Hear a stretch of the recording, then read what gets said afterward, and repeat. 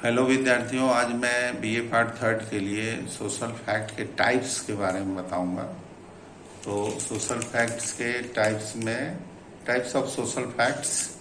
Durkheim ने Japan के समाज में वंश और प्रजाति का वर्गीकरण करने के लिए जिस आधार का उपयोग किया, उसके फलस्वरूप सामाजिक तत्वों के विभिन्न प्रकारों को स्पष्ट करना संभव हो सका। दुर्खिम का कथन है कि जापान के समाज में किसी बुनियादी परिवर्तन के बिना ही विकास की गति बहुत तेज हुई। इसका कारण संभवतः वहां कुछ विशेष प्रकार के सामाजिक तत्वों का प्रभावपूर्ण होना था। इसका तात्पर्य है कि सामाजिक तत्वों के प्रकारों को समझकर विभिन्न घटनाओं के बीच कार्य कारण के संबंध को समझना अधिक सरल हो सकता है। इस संबंध में रेमन एरा ने लिखा है कि दुर्खिम द्वारा वंश तथा प्रजाति के अध्ययन से दो महत्वपूर्ण परिणाम हुए हैं। पहला यह कि सामान्य तथा व्याधिकीय तथ्यों के बीच का अंतर ज्ञात हो सका।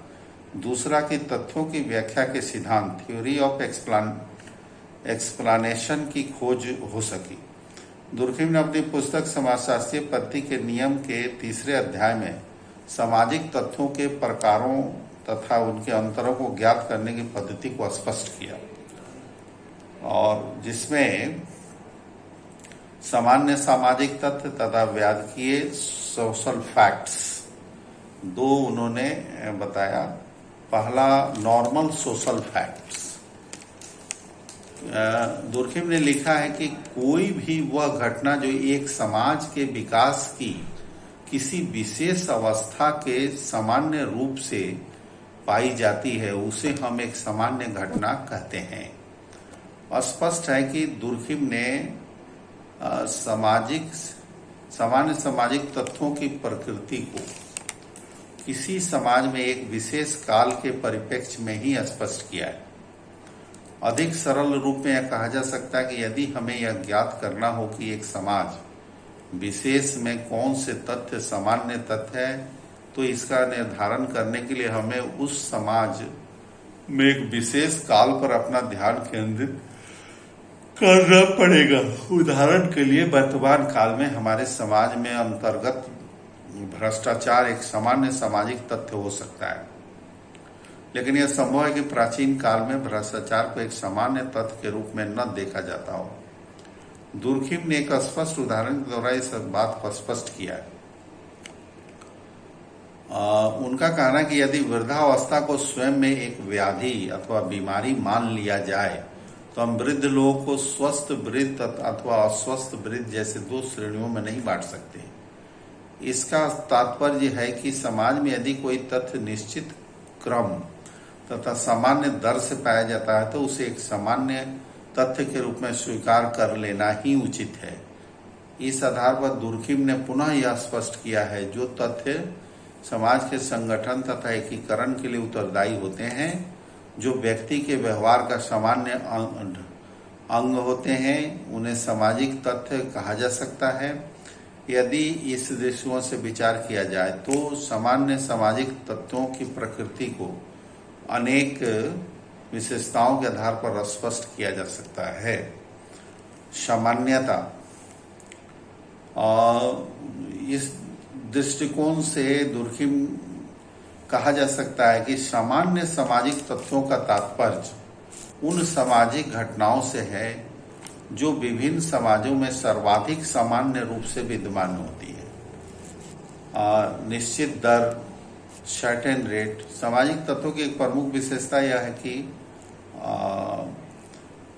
एक निश्चित दर पाई जाती है। दुर्खिम ने आत्महत्या के उदाहरण के लिए बताया कि आत्महत्या एक सामान्य सामाजिक तथ्य है, इसलिए क्योंकि एक विशेष तरह के अवधि में इसकी दर बहुत अधिक निश्चित रूप से देखने को मिलती है।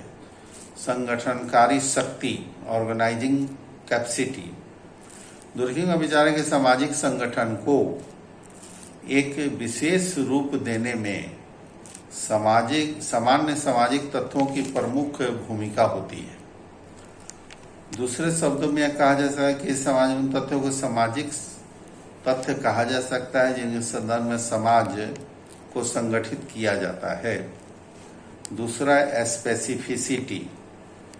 दुर्खिम ने स्पष्ट किया कि प्रत्येक समाज में पाए जाने वाले सामान्य तथ्य उस समाज के लिए विशिष्ट होते हैं।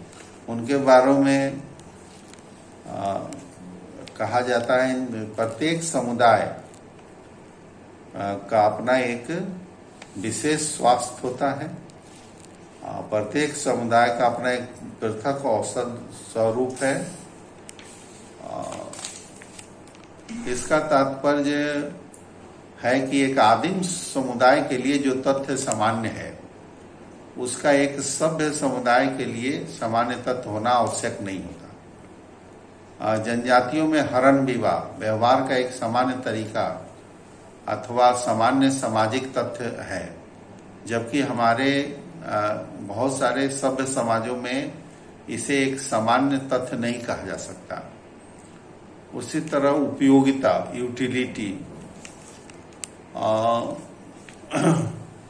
यूटिलिटी दुर्खिम समाज में सामान्य सामाजिक तत्वों की उपयोगिता के आधार पर ही पहचाना जा सकता है। यह कारण है कि सामान्य रूप से समाज में इनकी घटनाओं को स्वीकार किया जाता है तथा इस काल में समाज के लिए उपयोगी हो सकती है।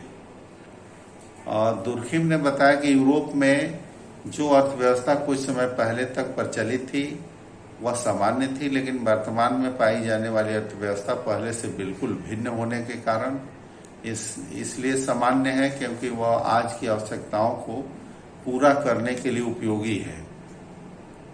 इस आधार पर दुर्खिम ने लिखा कि वह सब कुछ तो उपयोगी है, सामान्य भी है। इस आधार पर इस प्रकार यह समझने की बहुपत्नी विवाह एक सामाजिक तथ्य है, क्योंकि उस समय प्रथा को उपयोगी समझा जाता था। पैथोलॉजिकल जो कुछ उपयोगी है सामान्य भी है। व्याधिकीय सामाजिक तथ्य पैथोलॉजिकल सोशल फैक्ट। दुर्खिम ने कहा है कि जो तथ्य समाज के मान्यता प्राप्त स्तर से भिन्न है उन्हीं को व्याधिकीय सामाजिक तथ्य कहा जा सकता है। उसका उदाहरण है कि जिन घटनाओं को समाज समान दृष्टिकोण से नहीं देखता तथा तथ्य कहा जाता है, इसका अर्थ है कि जिन तथ्य कहा जाता है सामान्य दर नहीं होती, व्याधिकीय सामाजिक तथ्य कहा जा सकता है।